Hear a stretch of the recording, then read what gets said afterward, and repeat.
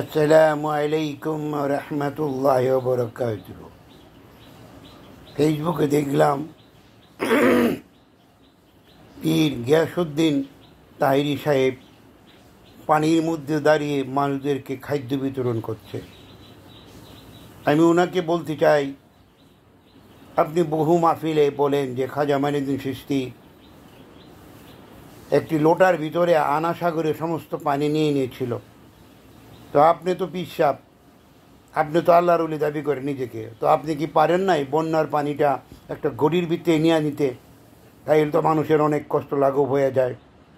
আপনি না পারলে আপনার পীর যা আছে, বা বাংলাদেশে যত পীর কামিল পীর আছে, যারা নামের আগে পীরে কামিল লেখেন, সবাই মিলেও তো পারেন যে একটা ড্রামের ভিতরে এই বন্যার পানিগুলো ঢুকিয়ে ফেলতে। তাহলে তো আমাদের এই কষ্টগুলি দূর হয়ে যায়। আর না পারলে কেন নিজকে পীর দাবি করেন বা উলি দাবি করেন? কেরামতি দেখান না, এখনই তো সময় আপনাদের কেরামতি দেখাইবার। এই বলে আমি আমার বক্তব্যটি শেষ করলাম।